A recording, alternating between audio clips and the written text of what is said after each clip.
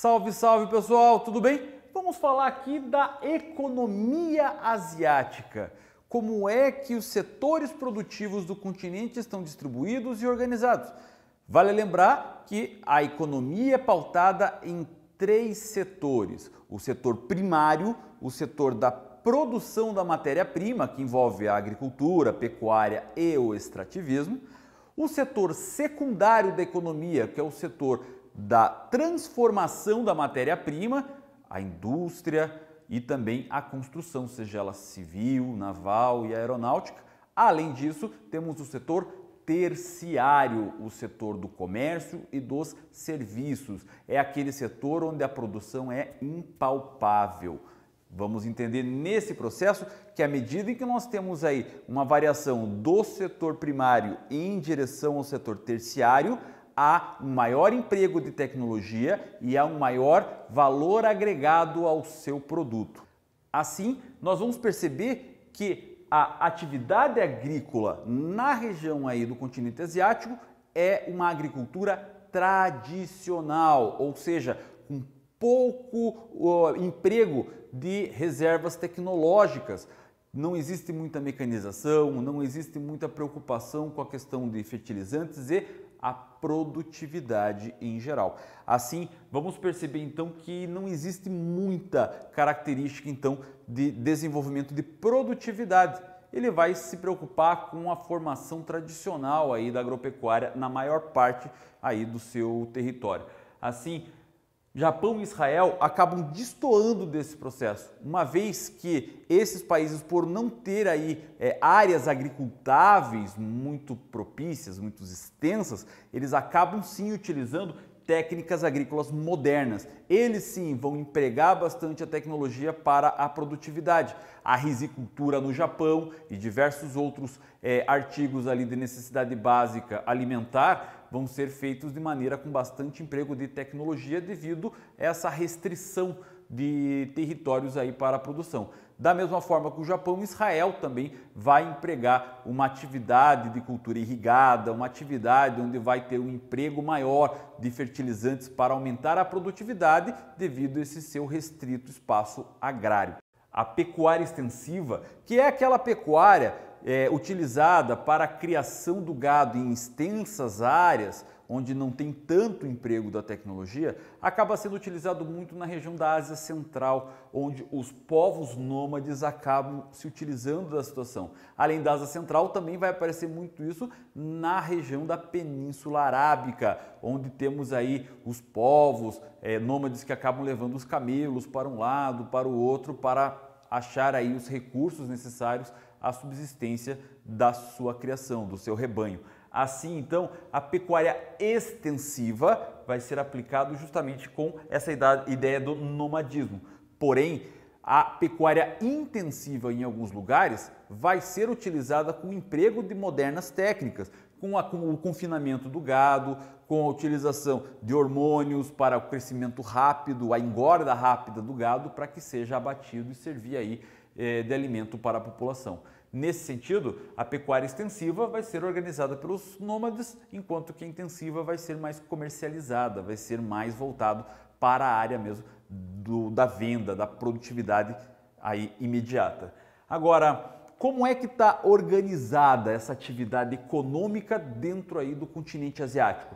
Vamos entender então que existem atividades modernas e padrão de vida elevado em algumas áreas do continente asiático, enquanto que existem áreas onde temos mão de obra barata e até mesmo mão de obra ilegal, o processo de uma semi-escravidão ou uma atividade análoga à escravidão em algumas regiões aí. Vamos entender então que áreas de grande distribuição e concentração tecnológica, como é o caso do Japão, Israel e outras áreas ali, como as zonas econômicas especiais chinesas, vão ter essa característica então de atividades modernas, consequentemente um elevado padrão de vida.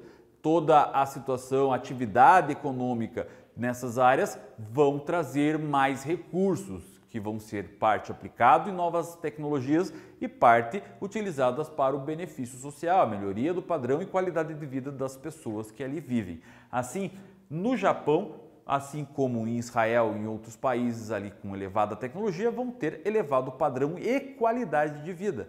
Já em alguns lugares, como é o caso do sul e sudeste asiático, principalmente a região do Paquistão e alguns países do sudeste asiático, como Camboja, Laos, Myanmar e Vietnã também, vão ter situações relacionadas aí a uma mão de obra extremamente barata, que aos olhos dos grandes capitalistas também é muito importante, uma vez que a precificação da mão de obra nesses lugares atrai diversas indústrias para essa região.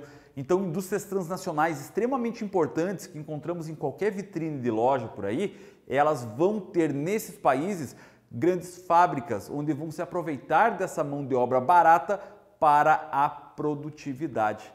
Isso, então, acaba interferindo nesse novo ciclo e processo da globalização e também dos fluxos de mercadorias e de indústrias de capital em diversas áreas do planeta.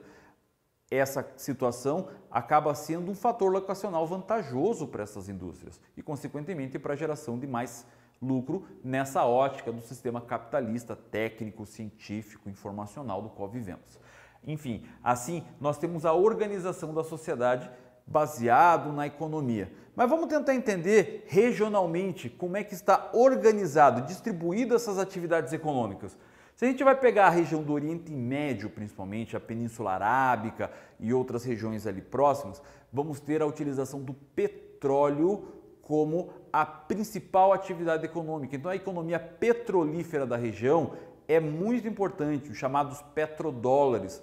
O mundo precisa dessa região para o desenvolvimento econômico. Se a gente levar em consideração algumas áreas como Arábia Saudita, Irã, Catar, Emirados Árabes, eles vão ser então áreas de extrema produtividade petrolífera e, consequentemente, acaba sendo aí também regiões onde existem grandes barões do petróleo, onde a população aí que tem melhores condições, os donos do meio de produção, acabam sendo extremamente ricos, em detrimento de uma população miserável também. Então, por mais que exista aí uma grande produtividade e uma grande riqueza em relação ao petróleo, há essa grande desigualdade social relacionada nesses países também. Já na Ásia Meridional, na parte mais ao sul, vai ter áreas de tecnopolos, como é o caso da Índia, em alguns pontos ali, está se transformando em grandes áreas de desenvolvimento tecnológico, principalmente devido à mão de obra barata da sua tecnologia, acaba exportando não só produtos, mas como até mesmo a própria mão de obra para áreas como o Vale do Silício nos Estados Unidos, como a região da megalópole de Tokaido, no Japão, acaba sendo enviado essa mão de obra também de alto poder tecnológico. Assim como a pecuária na Ásia Meridional acaba sendo bastante importante, visto que existe o fator cultural também para a região da Índia, uma vez que o maior rebanho bovino do planeta encontra-se na Índia, mas não se pode se alimentar de bois e vacas lá, uma vez que a cultura hinduísta diz que a vaca é um animal extremamente sagrado. Assim, nessa situação, nós temos a Tecnopolo, temos essas áreas de produção tecnológica e a pecuária bovina, a criação dela acaba sendo improdutiva, apesar de que existe aí a pecuária suína, a pecuária equina, que substitui a carne bovina nesses lugares. O Sudeste Asiático já vai ter aí como principal característica os novos tigres asiáticos, porque existem duas fases dessa região na questão da produtividade industrial. Se a gente levar em consideração os antigos tigres asiáticos, que eles vão estar mais focados na área do Extremo Oriente, e aí a gente coloca o Taiwan, Hong Kong, Singapura, vão ser aí, então Coreia do Sul também, vão ser países onde ao longo do processo acabaram utilizando da tecnologia japonesa e a sua própria disciplina de produção acabou gerando níveis de produtividade enormes a ponto de se transformarem aí em países relativamente ricos, em países em ascensão econômica devido a essa forma com que a produtividade acabou acontecendo. Assim, os novos tigres asiáticos, e aí a gente vai colocar Vietnã, vamos colocar Laos, vamos colocar a Indonésia, as Filipinas, vão ser também tratados com essa mesma velocidade e agilidade de produção que os primeiros tigres asiáticos utilizaram. Então, a produtividade agrária nessa região, ela vai ter aí uma baixa produtividade, porém, a área industrial, justamente também vista por essa situação de baixa e barata mão de obra na região, faz com que gere aí uma produtividade a ponto do país gerar um crescimento econômico. Assim, nessa região acabamos tendo então esse desenvolvimento na parte industrial. Já o Extremo Oriente, que tem aí o maior PIB da Ásia, e aí a gente vai entender que temos ali a China, o Japão, Coreia do Sul, vamos ter países que têm um desenvolvimento industrial, tecnológico bem moderno, acaba gerando aí altos índices de produtividade. E por ter esses altos índices de produtividade, acaba aí caracterizando como as maiores economias do planeta. A China é caracterizada como a segunda maior economia, enquanto que o Japão tem a quarta maior economia do mundo. Nesse sentido, então, é que nós conseguimos perceber essa situação, principalmente voltado ao processo da industrialização e a geração de tecnologia, por Japão principalmente, e levando aí para os tigres asiáticos. Por fim, nós temos a Ásia Central e Setentrional, que ela vai ter ali uma utilização principalmente devido aí ao processo da obsolescência industrial causada por essa transição do socialismo para o capitalismo e vai ser pautado principalmente na exploração do gás natural existente na região. Então, dessa maneira, nós temos a economia asiática muito diversificada. Porém, nesse sentido, nós vamos perceber que o produto interno bruto dos países, principalmente os países maiores aí da região asiática, vão ter aí uma importância nessa situação. Aí se a gente colocar os Estados Unidos como o maior produto interno bruto do mundo, a União Europeia e todos os seus países organizados ali tendo ali uma competição próxima, a China já figura como a segunda maior economia do mundo, se a gente levar em consideração um país sozinho. Aqui a União Europeia, óbvio, a gente está contando uma reunião de 27 países. Então, a soma das riquezas de todo mundo vai ser parecida com a dos Estados Unidos. Sozinho, a China é caracterizada como a segunda maior economia. E aí nós vamos ter, por exemplo, o Japão, configurada como a quarta. Aí temos aqui os outros países do BRIC, como o Brasil e a Índia, e também o Canadá, dependente da economia dos Estados Unidos, mostrando então a potencialidade, a organização e a força que a economia asiática acaba tendo, mas também com essas grandes desigualdades e diferenças espaciais existentes entre elas. Eu espero que você tenha entendido essa aula e eu vou ficando por aqui desejando a você um ótimo momento de estudos. Muito obrigado por ter assistido essa aula aí. Tchau, tchau!